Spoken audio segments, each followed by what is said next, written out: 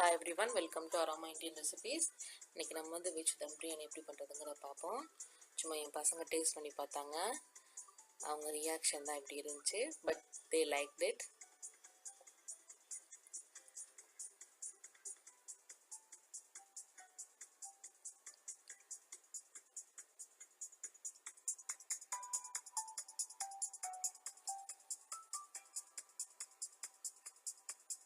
Ingredients பார்ப்போம். Vegetables வந்து நீங்கள் என்ன வெஜிடபிள்ஸ் வேணாலும் எடுத்துக்கலாம். கொத்தமல்லி புதினா தலை 1 கப்பு.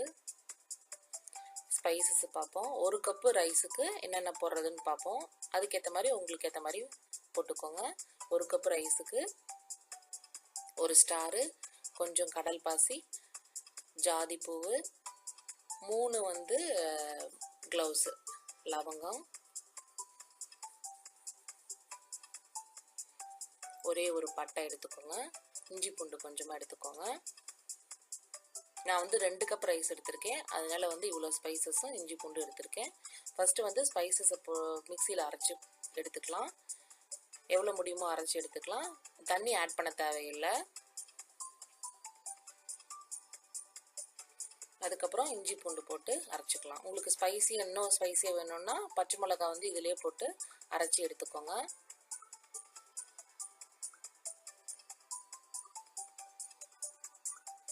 இப்போ வந்து ஆனியன், டொமேட்டோ, ரைஸும் ஊற வச்சுக்கோங்க. எல்லாம் ரெடியாக இருக்குது.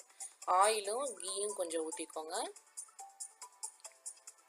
ஃபஸ்ட்டு வந்து அரைச்சி வச்ச பேஸ்ட்டை வந்து எண்ணெய் காஞ்சதுக்கப்புறம் அதை ஃபஸ்ட்டு போட்டு நல்லா அது வந்து ஆயில் அதுலேருந்து வெளியே வரும். அது வரைக்கும் நல்லா அந்த எண்ணெயிலேயே அதை வதக்குவோம். இப்போ கொஞ்சம் சால்ட்டும் ஆட் பண்ணி வதக்குங்க.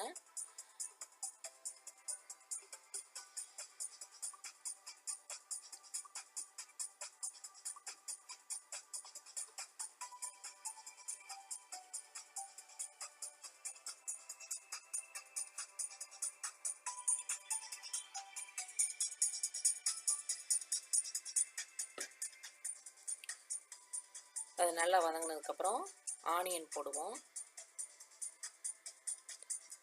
ஆனியன் போட்டு கொஞ்சம் உப்பு போட்டு நல்லா வதக்குவோம். இது ஒரு சைடு போயிட்டு இருக்கும்போதுட்டு நீங்கள் வந்து இன்னொரு பக்கம் வந்துட்டு ஒரு பேனில் நல்லா முக்கால்வாசி தண்ணி எடுத்துக்கிட்டு தண்ணி எடுத்து வைங்க. இதுக்கு ரைஸ் போடுறதுக்கு ரெடியாக இருக்கட்டும். ஆனியனும் உப்பு போட்டு நல்லா வதக்கி எடுத்து வச்சுக்கோங்க.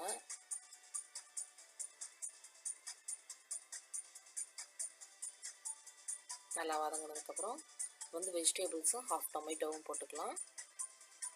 டொமேட்டோ போடலினாலும் நல்லா தான் இருக்கும். நான் ஹாஃப் டொமேட்டோ ஆட் பண்ணுறேன்.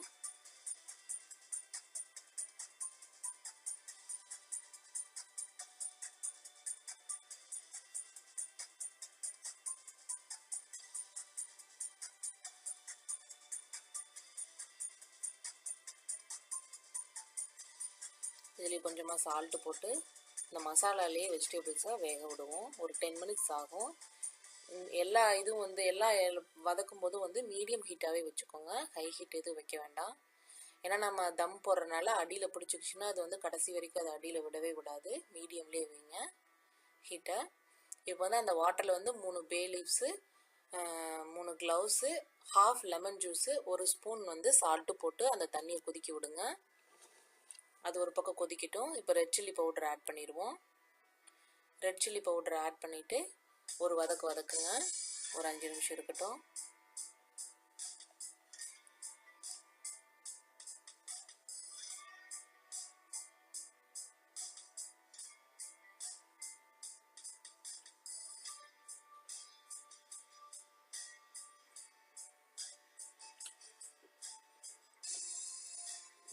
இப்போ வந்து ரைஸ் ஆட் பண்ணுவோம். வெஜிடபிள்ஸ் எல்லாம் ஓரளவு குக் ஆயிடுச்சு அப்படின்னா வந்து நீங்கள் ரைஸ் ஆட் பண்ணிடுங்க.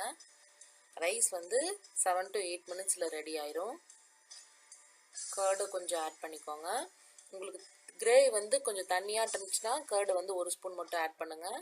நல்லா திக்காக இருந்துச்சுன்னா 2 ஸ்பூன் ஆட் பண்ணிக்கோங்க. சால்ட் வந்து மசாலாவில் வந்து கரெக்டாக இருக்கணும். ஏன்னா நம்ம அரிசிக்கு வந்து சால்ட் அதிலே போட்டுட்டோம். இப்போ வந்து ஹாஃப் மசாலாவை எடுத்து வச்சுக்கோங்க. ஒரு பவுலில் ஹாஃப் மசாலாவை எடுத்து வச்சுக்கிட்டு ஹாஃப் ரைஸை போடுங்க.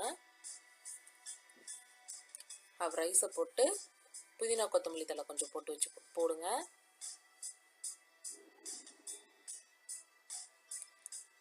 அப்புறம் வந்துட்டு மறுபடியும் மசாலா மீதி இருக்க மசாலாவும் போட்டு மீதி இருக்க ரைஸும் போடுங்க. போட்டு புதினா கொத்தமல்லி தலையை போட்டு மூடி வச்சுருங்க. இதுலேயே நீங்கள் இன்னும் கொஞ்சம் கீ வேணால் மேலே ரைஸ் மேலே ஆட் பண்ணிக்கலாம்.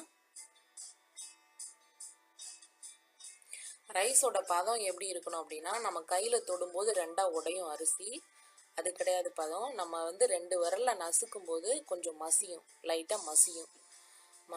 மசியும் போது ரைஸ் எடுத்து நம்ம வந்து மசாலாவில் போட்டுடலாம். அந்த மசிஞ்சாதான் வந்துட்டு நல்லா சாஃப்டாக இருக்கும் ரைஸு, இல்லைன்னா வந்துட்டு ரொம்ப ட்ரையாக இருக்கும். குழந்தைங்களுக்கெல்லாம் வந்துட்டு இந்த மாதிரி சாஃப்டாக இருந்தால் தான் நல்லா சாப்பிடுவாங்க. பெரியவங்களுக்கும் நம்ம சாஃப்டாக இருந்தால் தான் அது நல்லாயிருக்கும், ட்ரையாக இருந்தால் அது நல்லாவே இருக்காது. வந்து நல்லா லிட்டை காற்று போகாத லிட்டை க்ளோஸ் பண்ணி வச்சுட்டு வெயிட்டான ஒரு பொருளை மேலே எடுத்து வச்சுருங்க. நான் வந்துட்டு ஒரு பீங்கான் கப்பு வச்சுருக்கேன், நல்ல வெயிட்டான ஒரு பீங்கான் கப்பை. 30 நிமிஷம் கழிச்சு லோ ஃப்ளேம்லேயே வச்சுருங்க. 30 நிமிஷம் கழிச்சு ஓப்பன் பண்ணி பார்த்தா பிரியாணி ரெடி ஆயிரும்.